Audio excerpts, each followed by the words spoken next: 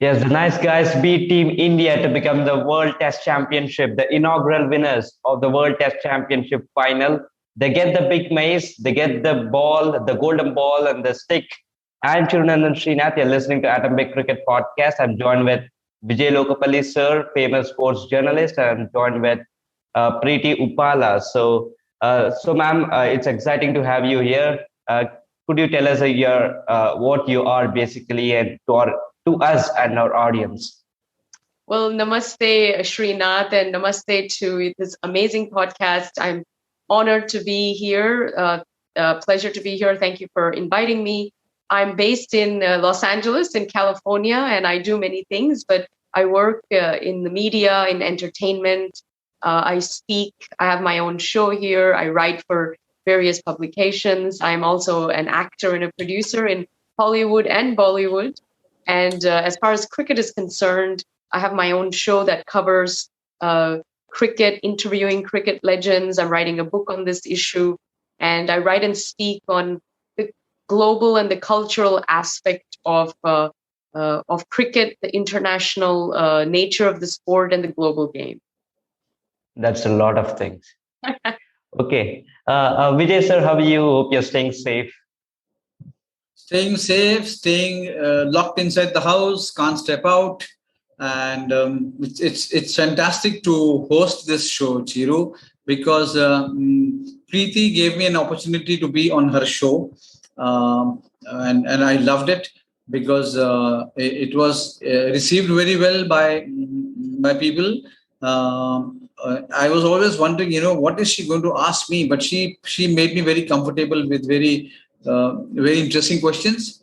And here it's a reversal of role, Preeti. You're not going to ask me questions. So, and this show will revolve around the World Test Championship. So your initial thoughts, Preeti, I mean, how do you look at the game? There was a lot of hype about the match. People expected India to do well. India did do well, but it did not win. So how do you reflect on the game? So firstly, thank you again, Vijayji, for having me on your show. It's a mixed bag of emotions, I'm sure, for a billion fans out there and all lovers of the game. There are, I guess, different aspects. One is the organization and the actual event itself and how it came to be, and a lot of issues surrounding that. I would say that leaves a lot to be desired. How it ended up with the weather playing spoiled sport, venue change. I mean, is this really the right place where one should be having ICC finals with such vulnerable weather when we know what a year ahead what the weather is going to be like? I seriously think that ICC needs to think about better venues, neutral venues, and venues that will not be affected by the weather, because this was a monumentous event in the history of cricket, and we lost 2 of the 5 days, which is shambolic. Any other sport, they would have done the right thing, called it off, postponed it, or call it off early and have a joint championship sharing. I think that's what any other sport would do, but they pushed on. So I have a few mixed feelings about that, especially given the result that ended up manifesting, I suppose. The game itself, I think everyone and the 2 teams did the best with the situation. It was literally 3 days that you got play and disruption and the pressure and all of that.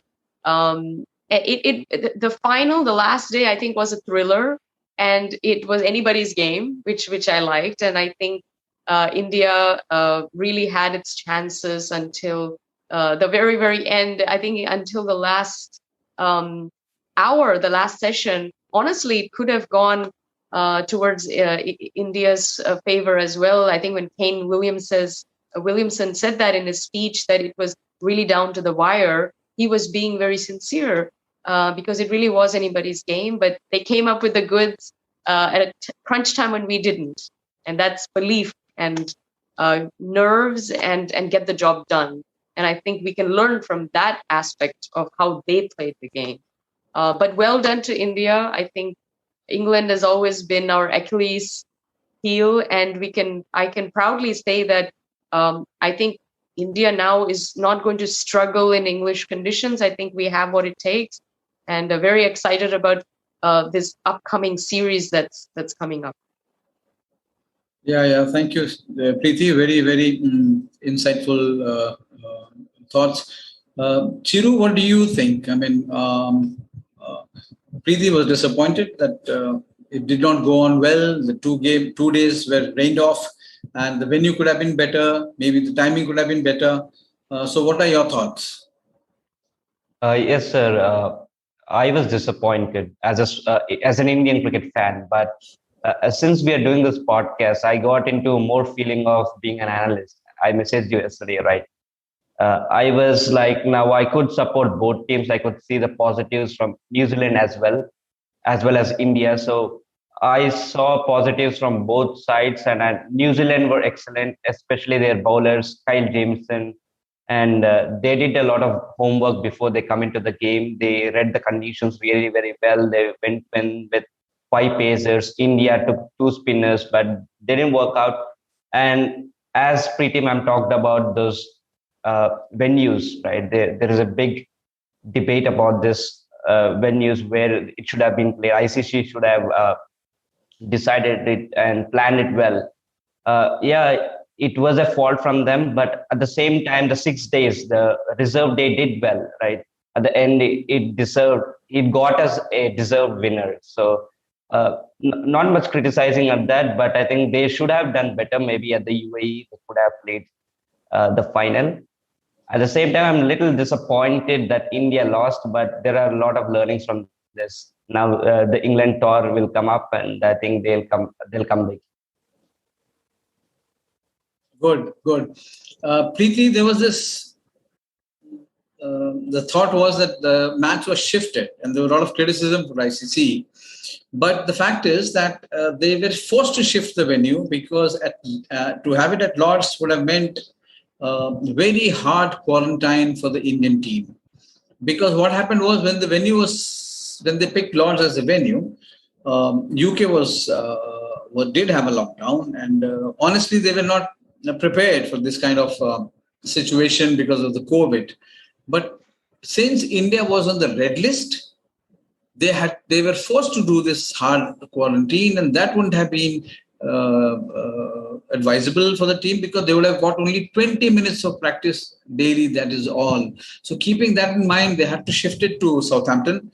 They did know about the weather conditions, but they were very confident that they'll be able to pull off. So that is why they added the rain reserve day. I mean, it was a very good thought. Ultimately, it was the reserve day which created the platform for such a grand finish. So, do you think, in hindsight, I mean, again, looking back, maybe Lord would have been a very good venue. I agree, but there people are saying, Preeti, that why they could have shifted. They even could have had a different venue, but they were driven by the fact that they didn't have time. And quarantine was a big issue. So, would you still feel that Southampton was not a good replacement venue? So my issue isn't really with the Southampton, that ball as such. I guess the Hampshire Bowl. My issue is using the UK. And is it why? Because Lord's is the home of cricket, quote unquote. Maybe now the Motera Stadium might be the new home of cricket. But I think why does, when you know that in England in June is not ideal, even the second half of June, look at what's been going on. Even their soccer games have been washed away, some of them. So I think the issue is more, you should have had it in the UAE or, and also, when you're looking for, I know that maybe 6 months ago, nobody knew who the finalists would be, but you need to keep in mind that whichever venue you pick needs to be as neutral as possible. I can tell you that although the conditions in New Zealand and England are actually different, the weather is similar, right? And they can adapt and cope with it a lot better than a subcontinent team would be. So it's not quite fair in that respect. So there are many things that weren't sort of thought of. I don't have an issue with moving it from Lords to Southampton. I understand the COVID regulations. Nobody in the world is prepared for this. It happened. The whole world is coping. I think they did the best job that they could. To be honest, we might have, Lords isn't spin friendly at all. So I think had this happened there, we might not even have taken two spinners, or I think we would have played maybe a different game altogether. I think Southampton actually was dynamic enough for the Indian team. The reserve day, well, I think, to be honest, what ended up happening was they overplayed to compensate. They played way too much cricket on one day, exhausting the teams. You cannot play that many overs. And to be fair, you should have had two reserve days and spread the game out over 2 days. You would have still gotten a result. I think it would have not been pushed because people crumble under pressure, which certainly we've seen that happen. Both teams crumble, to be honest. So yeah, those are my thoughts. I think in future they need to really think about using other grounds as venues for ICC finals. Yeah. So Chiru, I thought initially my impression was that India picked the best 11 that was available. And in hindsight, there has been a debate that they should have picked Shardul Thakur. Maybe they could have put Siraj for Mohammad Shami, for Ishant Sharma. And maybe they could have had Hanuma Vihari instead of Ravindra Jadeja. So when you saw the 11 for the first time, what were your thoughts? And did you change your mind as the match progressed? Yeah, I did change the mind as the match progressed because the team, the 11 was selected very well in advance, and India had chance to change the 11, but they didn't change it, and I was right. I was like, India has a lot of confidence on this 11, and I was really confident that India will come out and win this test. But as the game progressed and our bowling unit wasn't able to get wickets before that, the tail wasn't able to score runs in both the innings. So Ravindra Jadeja didn't score runs that we perhaps expected from him. Ashwin did something, but not much. He did with the ball, but with the bat, there is someone that should have been there who would score runs. So I was thinking maybe Shardul Thakur could have come in instead of Ishant Sharma, but Ishant Sharma is really excellent in England. But as the match progressed, that's what was my thought. Shardul Thakur, because he's a brilliant bowler and as well as a very good batsman when it comes down to the tail, and he can score quick runs. We have Washington Sundar, but Washington Sundar is not a pacer, so he's a spinner, and the conditions do not favor spinners there. So that was my thoughts there. Yeah. So, Preeti, one I would love to know from you. Do you think the Indians were prepared well because they didn't get much time to train? In the sense, normally they would have had some practice games before the test match. But here, there was hardly any, and they just played a match with the what they call the other team, the A team, which was there already. They had 12, 13 extra players. So, do you think India was kind of underprepared? So yes. By the way, I don't think that India got its 11 wrong. I think they picked the right 11. Nobody thought that we would lose 2 days. If we had the fourth and the fifth day, which was dry, or the, I guess, fifth and the sixth day that was dry, the spinners would have come into effect and they would have demolished the other side. The lineup actually was perfect. And Bumrah was finding his form. It would have all come together quite nicely for India. And I think they thought about how the match would progress. And they knew that in the last 2 days were crucial for India, but nobody expected everything to be, we basically had 1 day to get all of this magic done and we came so close. Yes, we were underprepared, but I think, again, I don't think it's fair that the other team got to play 2 proper matches, 2 whole test matches right before the final with those conditions and that weather. That's not fair. So again, ICC needs to make a note of this and make sure that all teams they're on an even plane going forward next time for the finals. You need a gap of a few weeks. No team should be playing anything, less than 2 weeks before a final, because it gives you an unfair advantage. I think if allowed, India should have played with one of the counties, or play with the local English side or something like that. That's what they should have done, rather than inter-squad, which they did, because they know each other, they play with each other, nothing special. They need to be playing with the other, right, which they didn't get a chance to do. So they were underprepared. Do I blame them? No, I also blame the situation that they found themselves in. Was there an English team that was available to play with them? I don't know what the logistics are. So it's, yeah, I think underpreparedness was definitely a factor. And I think New Zealand had a lot of time to prepare and read the condition and the weather as well. Yeah, that's well very said. well said. Yeah, very well said. Now, Chiru, do you think India started off well? I mean, if you see the openers, they were hanging in. And New Zealand the bowlers were swinging the ball a lot. I thought they bowled the wrong length. Maybe they could have bowled a length to take the edges and not beat the bat. But do you think India's response was good in the first innings? Or maybe they fell very short of the target that should have helped them put New Zealand under pressure? Yeah, India's first innings, they started out well, right? Rohit Sharma and Shubman Gill, they gave a flying start. But after that wicket that Jamieson got, and then Neil Wagner was excellent, and wickets kept falling. But Virat Kohli and Rahane stuck on. They batted. They had their own partnership. Ajinkya Rahane was unluckily out on 49, and Virat Kohli on 44. So they did what they could do. But what I want to tell, sir, is that India is a lot dependent on Rahane when it comes to overseas tests, right? So Kohli does perform sometimes, but not always. So he's not consistent. And Pujara, I don't see him performing recently. Not considering the Australia tour, but if you take in generally away series, Pujara, everyone is just falling out for cheaply.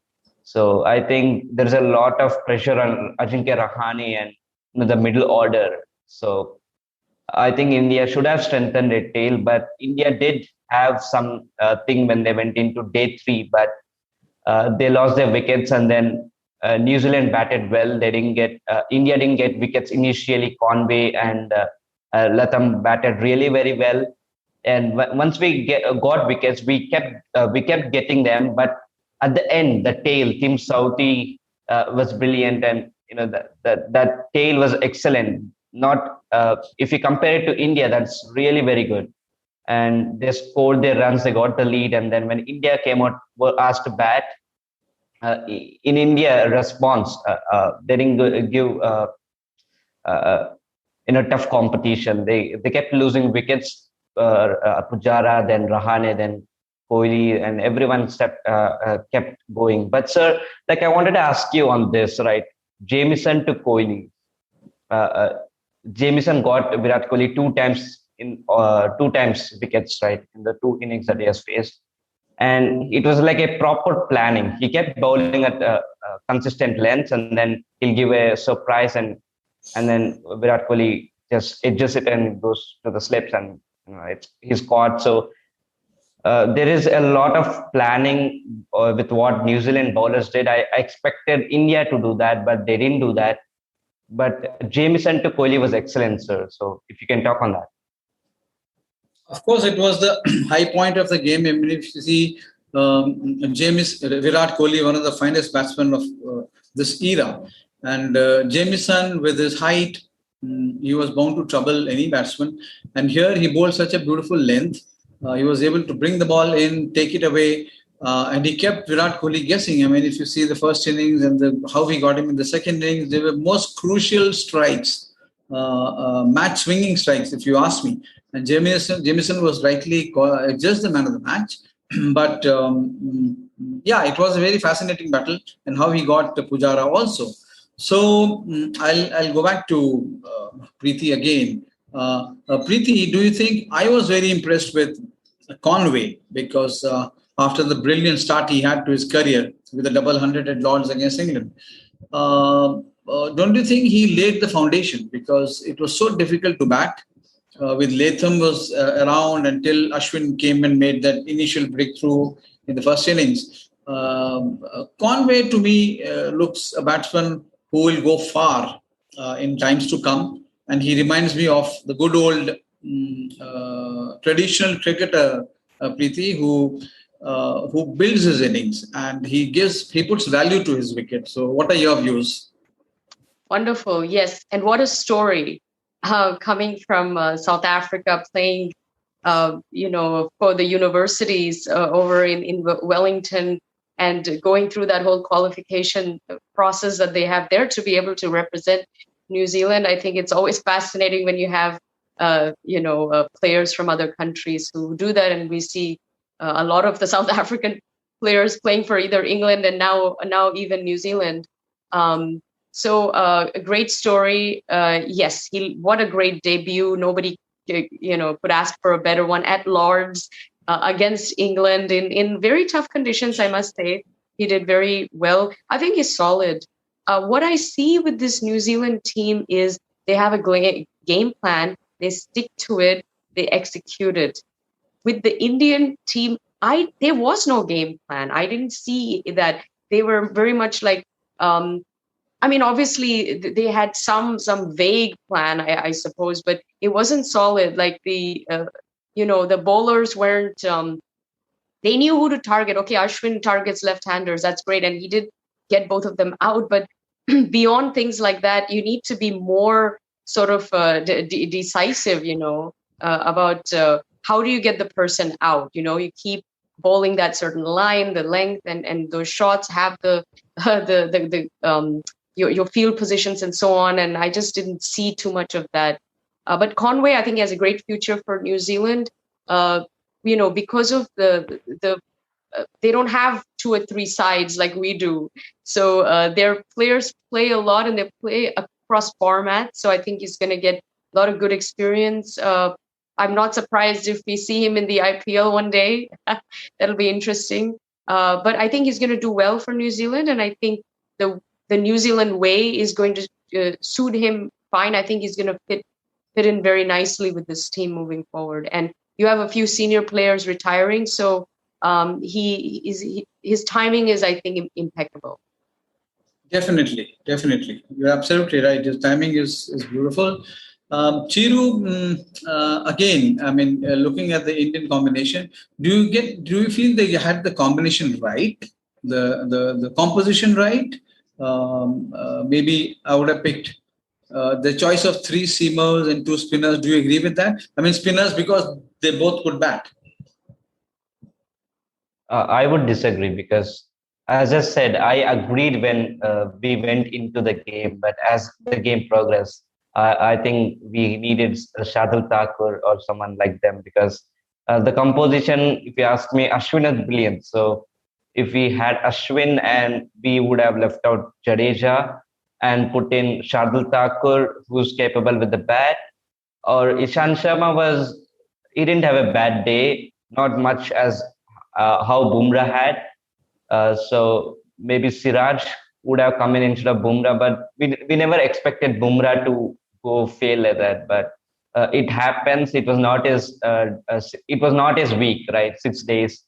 He is a brilliant bowler, but it happened that he couldn't perform it at the crucial stage. We needed him to take wickets, and a couple of dropped catches from his bowling too. But again, that couldn't have changed the game altogether. So the composition, they got it right, but I think they should have done more. Jadeja is really capable with the bat. If he would have scored runs, and even when he became out in the second innings, you could see his frustration. He knew he had to lead the team, and after he became out, he knew India was in big trouble. So they got their composition right, maybe a little bit wrong, but I think they should have done much better. And when you have quality bowlers like Jasprit Bumrah, Ishant Sharma, and Shami, who's taking wickets. Shami was unlucky on day two, but as the days progress, he got wickets. So I think Bumrah and Ishant should have helped Shami and Ashwin take wickets.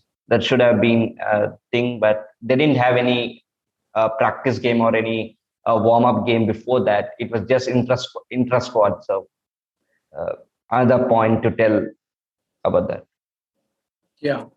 And Preeti, it is said that people are saying Bumrah was a big letdown. I mean, he didn't perform to his potential.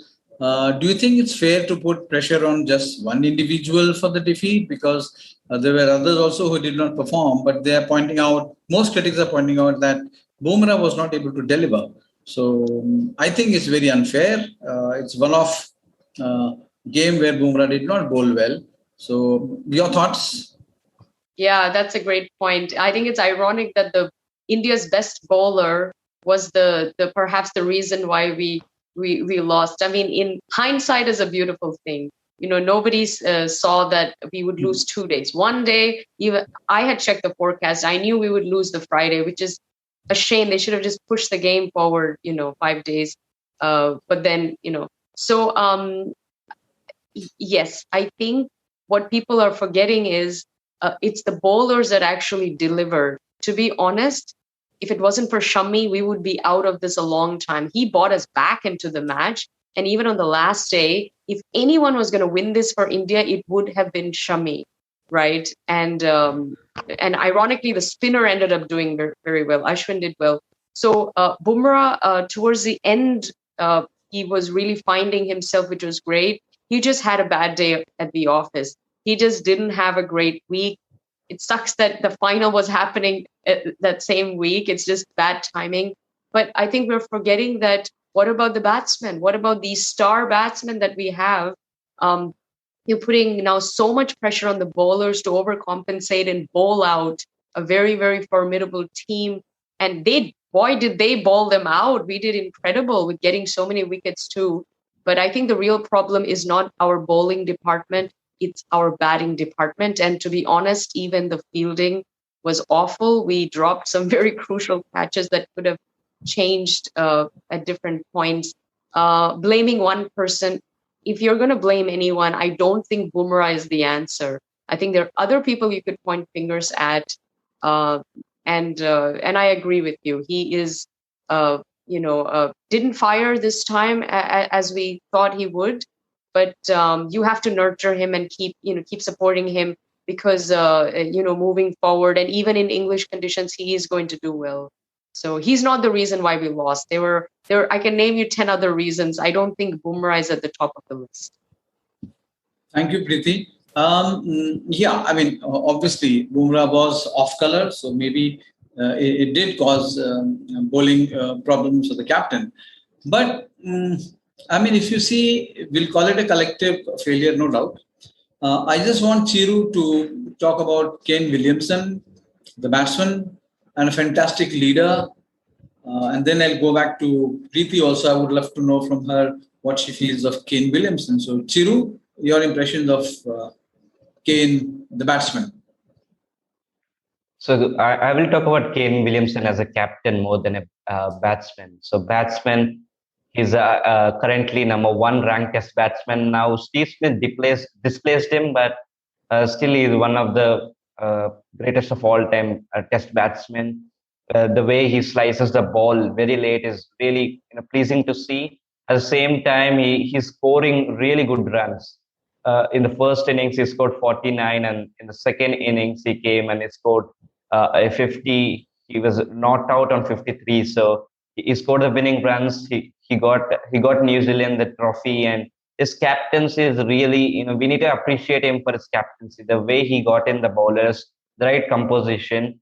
They could have taken Ajaz Patel as a spinner, but still he believed in his five-man pace attack. They took him. They took all of them, and he used the bowlers really very well. And they planned everything. The bowlers and Kane Williamson, the fielding setup. If you watch, I don't remember with whom.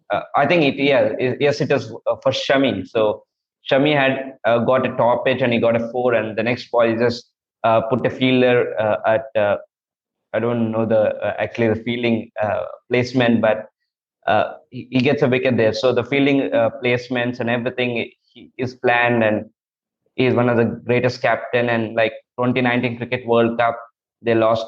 Before that, 2015, they lost. So he gives now New Zealand a very good competition for them in the future. Now New Zealand will be regarded as one of the best test team, or even the one day international team. They're the number one test side, and the number one day international side. They're the number three T20 team. So, sir, as I said, Kane Williamson is a very good captain. In all three formats. Under him, New Zealand is the number one Test team, number one day international team, and then number three T20 team. So, under his captaincy, New Zealand is really, now it will be easy for New Zealand to be called a very good team. Like presently now, India, Australia, and England are called the main three teams. So it will be a good chance for New Zealand to come out from the underrated to the overrated side. So Kane Williamson is very good as a captain, as a batsman. He is consistent. That's why with his bat, and that's why his team is also very consistent in winning matches. Right. Preeti, I want you to talk about Kane Williamson, the man. Kane Williamson, probably the best ambassador for the sport today in world cricket. I mean, he sets an example, beautiful example. He plays with such dignity, and I've not seen him lose temper on the field or show disrespect to the opponents. He is not the one who shows his emotions also. I mean, he's very controlled. So if you can just talk about Kane Williamson, how important he is to world cricket in today's times, especially when the ICC is trying to make Test cricket popular. I mean, so many franchisee leagues and T20 trying to take away the entire stage to dominate the stage. So, how important is Kane Williamson in today's world cricket? Yeah, wonderful. He is definitely the greatest ambassador for New Zealand cricket, but I think he's a great ambassador for the global game. And I'd like to say that he's the MS Dhoni of New Zealand, very similar, incredible. And we need such ambassadors, I think, today with what's going on in the world at large, especially post-COVID. Yes, I think he has grace, he has humility, he plays beautifully, but I think what I'm more impressed with is how he speaks. He's gracious with the opponents, gracious in victory, gracious in defeat. Never loses his cool. I've never seen him yell at his own team. No sledging. There's never any animosity. I think you can just tell that it's a joy to play under such a captain. I think New Zealand have done incredibly well under his captaincy, and this is a team that has had a lot of heartbreak for the last decade or so. And to see them finally come full circle and claim something on the global stage at the pinnacle of the sport is phenomenal, right? It's apt that they ended up getting this historical, title, beating out all these other huge nations, including the country that invented the sport and including the country that dominates, which is India right now. So I think he's, done a lot for the global game, and young New Zealand players and people, as well as a lot of young Indian kids also look up to him on how to conduct themselves on and off the field, which I think is fantastic. We could use more of that. And I think his team has taken the personality off their captain. That's why the entire team is like that, to be honest, right? There's no ego there. And it's very much a team spirit. When he retires, it'll be a sad day, I think, for the game. And I think it's hard to replace him. But I think he has still quite a bit of cricket left in him. So wonderful to just see him play his best. Thank you. And Chiru, I feel when it comes to Virat Kohli, I think the expectations are too high, and the fans are, I think, too demanding. I mean, after all, he's also a human being, and he he looks to absorb the pressure, and he gives his best. It is just that something happens in a final or in a knockout situation where he's not able to raise his game, maybe because I expected Virat. He was my best bet. If India was to win this game, he had to score big. So, do you think we are unfair when it comes to Virat Kohli, because we expect him never to fail? Fans have a lot of high expectations on him, and he also puts a lot of high expectations on himself. We have seen on the field, if he drops the catch, he's furious with himself. He's frustrated if that happens, and is so aggressive with his bat on the field. So, sorry, pardon. So Virat Kohli, he puts a lot of expectations on himself, and fans put a lot on Virat. They demand him more, but he's giving a lot, right? Scoring a lot of runs, scoring centuries, getting runs, getting the team out of the situation in a very pressure situations. And he's also a very good captain. But what happened in the final was like it always happens, 2017 Champions Trophy and then 2019 semi-final here, then even the IPL. So what happens with Virat at the knockout games, no one knows. But if you ask me, if there was any Indian captain before him like this, it would be Saurav Ganguly. So both of them, I don't know what they have. Maybe they don't have any trophy in their astrology chart. If I were to joke simply. But Virat, maybe we can see him winning trophies in the future. He's a brilliant captain. But I think there is a lot of expectation on him. They want him to bring home the trophy, but he's doing his best. He's scoring runs. What happens on the final, what happens on the semi-final, no one knows what happens to him. But he did score runs in the first innings, 44. So you can't blame on him. At the same time, you can't appreciate him for his captaincy while utilizing the bowlers. But don't know what happens to Kohli on the final and the semi-final. So there is a lot of pressure on him as well. As I told, the fans keep putting a lot of pressure on him. Maybe he should find just a way to get an IPL trophy and then get the confidence and come back in international cricket and win a trophy. And World T20 Cup is coming up. So maybe he should put his eyes on that. Yes, yes. So, Preeti, what does India take away home from this game? Because looking at the 5 test match series ahead, practically same conditions, maybe the ball will swing less because it won't be so cold, it won't be so rainy, and the conditions could change, playing conditions. So what is that? What are the points that India can gain from this game for the coming 5-day series against England? Great. I think there is so much to take away. Firstly, it was very tight, right down to the wire, and it could have been anybody's game, to be honest. And I think people need to acknowledge that it was stacked against us from the get-go. I think despite that, we brought ourselves to a position where we almost won, and I think one should not overlook that, regardless of what the papers are saying. This is, be honest about the game that happened and how close you came. I think this is huge for India. We have always struggled in England with the weather, with the pitch conditions, the way the ball moves, and our attack that we've always brought in. This is the first time that we have, a pace attack and seamers, which is amazing.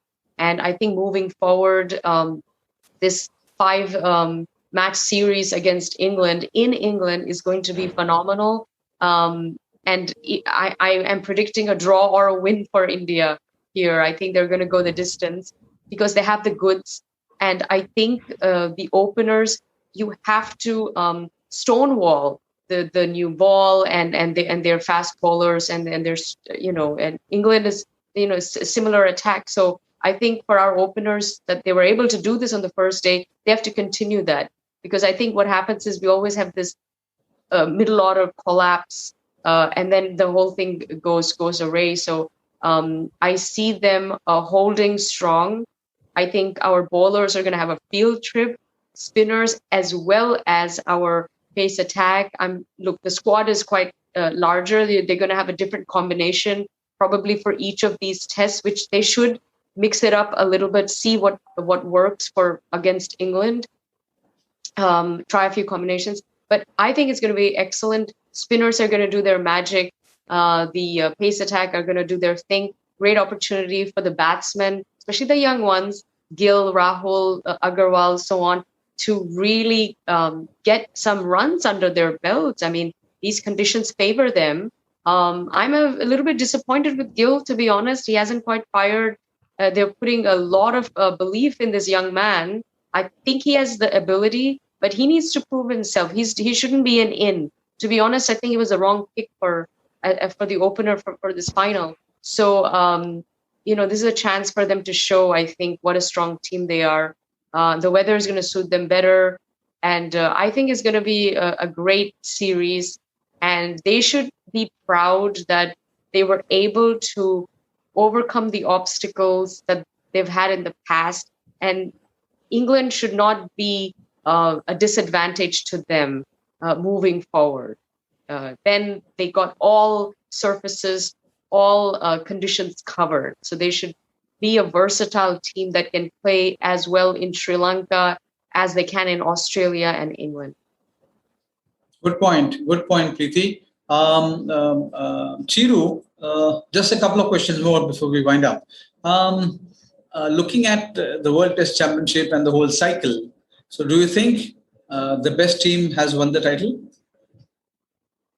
Yeah, I think New Zealand have been dominant, but it was because of this COVID pandemic that the points were to make into the percentage wise, and so England couldn't make it to the finals, and also Australia couldn't make it by a mere distance.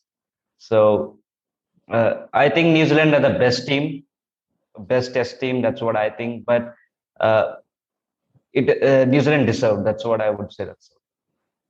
And Preeti, what about you? I think, to me, if you ask, New Zealand deserved to win, yes. But India has also played consistently well right through the cycle. Of course, they lost to New Zealand in New Zealand, but they came back strongly in Australia. A wonderful series they produced, and then of course the great win at home against England. So, do you agree that New Zealand is the best test team and deserves to be the champion? Okay, yes. So they deserved, they outplayed and outclassed India in this one test match. I give them that. They are a consistent, solid, formidable team. I will give it to them that I do think that they have the best bowling attack in the world today, even superior to India's bowling attack. I don't think that they are the best test team in the world. On paper, to be frank, I think India is still stronger when you look at the quality of who we have. Now, they haven't fired. That's a different point altogether.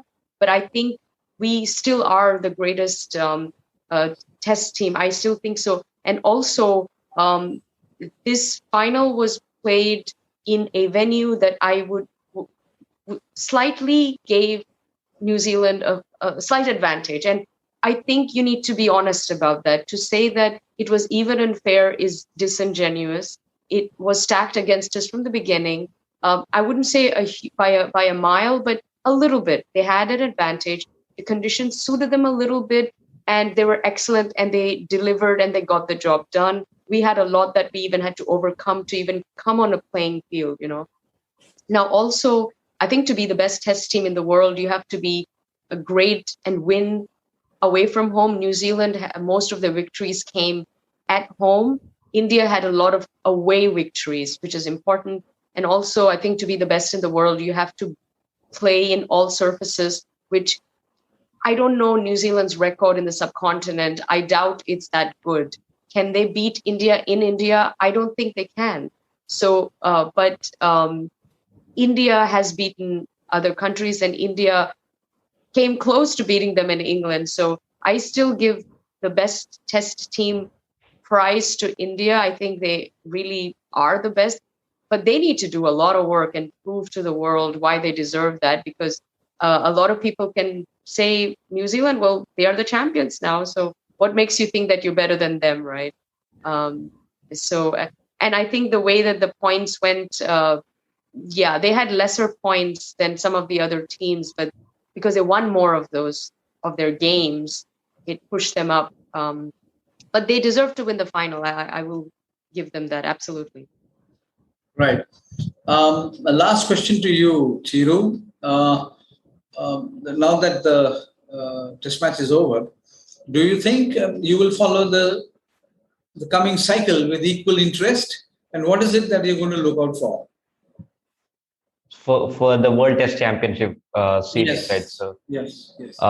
what I would like to see is, I don't want to see any two-match series. Like that's completely out of date. That's outdated, I would say, because two-match series, it has a lot of things, but I don't think it will give equal opportunities for each team to compete against a competitive side. So England have played Australia, they have played all the toughest teams in Test cricket, but at the same time, Australia and New Zealand and India haven't played as much as England. That's what England complained. But I think ICC should organize it in more like a way that each teams play very competitive cricket against each team. That should be organized really very well. And for the World Test Championship final, I would take it as a series. I would look like it should look like a three-match series, like how Virat said.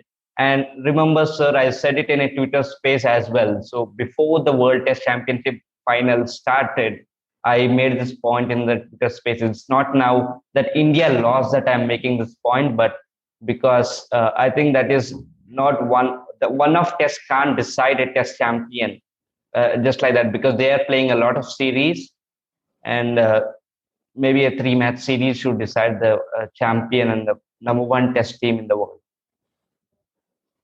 Well, it's I can understand, but it's not easy to find a window for a three-match series, which means 5 into 3, 15, and you add another 1 week or maybe another 10 days, so 25 days for two teams outside the cycle which they have already. To find a window is going to be very, very tough for ICC. If they can find nothing like it, you can have a best of three finals. But Preeti, the parting shot from you, we have had two great back-to-back test matches. The WTC Final and the fantastic display by our girls in the test match against England. They have shown that they belong to this platform. Hats off to the consistency of some of the stalwarts. And there's a new kid on the block, Shafali Verma, who's going to emerge as one of the finest we have known. And there are stalwarts like Julan and Mithali who continue to serve the team. So what are your thoughts? Do you think Test cricket has regained its popularity, which was what the aim of ICC was, to retain the sanctity and popularity of Test cricket in the wake of so many private leagues and this proliferation of T20 cricket? Yes, I think Test cricket is the pinnacle of the sport as far as cricket is concerned, and we must honor it and treasure it and make sure that it stays on for the next 50 or 100 years. And, of course, only India can do that. We need Indian fans to be as passionate about Test cricket as they are about IPL and T20. However, if the ICC wants to, make Test cricket that appealing and attractive, they cannot be stuffing up like they did with this final on so many levels. And certainly, the Indian fans are a chunk of that. This can't happen again in the way that it happens. I think they have to go back to the drawing board and really think about a point system that works, a format that works. And do you want to make it in such? You can make it competitive, but it doesn't need to be in this sort of series kind of format. I think there may be a better way to find out. Maybe it's just a number one thing rather than this might not be, the knockout thing might not be the way for Test cricket, because it's now it's the ODI and the T20 formats have that same system. And I think Test cricket is a little different. You need to handle it differently. But I think it's great. People are very excited about it. And I'm seeing a revival of it, not just in India, but in other countries like Australia, South Africa, England. I think India can do more to be the leader in the women's sport. I'm surprised that a country with the resources that they have and with the BCCI and so on, because men's cricket dominates the world, why doesn't Indian women's cricket also dominate women's cricket in the world? Australia does right now, I think, and England does very well. So we could do better, I think, in that department too. But I think this is a win for cricket, win for Test cricket, and a win for India and Indian fans at the end of the day, which is great. Thank you, Preeti. And on a parting note, whenever cricket happens in India, you are a global citizen. You love UAE, I know that. And but whenever there's cricket in India, can we expect you to be at one of the venues? Yes, I would love to. Well, speaking of UAE, I hope to be there during IPL T20, and hopefully I'll be doing some kind of broadcasting in some capacity. And in India, love to manifest a situation where I'm either on camera or somewhere analyzing or presenting the game in some way. I think that would be amazing for me because I enjoy watching it, but I also enjoy breaking it down and sort of giving my kind of analysis and commentary on it. It's great fun. So hopefully that'll happen down the track. I look very much forward, and I think, as I have said before, I think this Modi Stadium is going to be the international hub for cricket in the world, and I think the BCCI should push that. And also, we need to protect IPL. There's a lot of little leagues coming up. Nothing beats the IPL, but you don't want oversaturation. I think you need to keep IPL a bit pure and make sure it is the league, or else we were going to have problems there.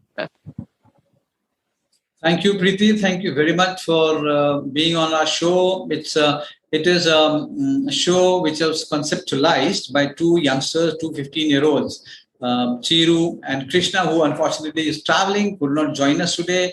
And the man in the background who does a lot of work for us is Akash, because he is the one who does the recording and editing. So the final product, he has a big role to play in that.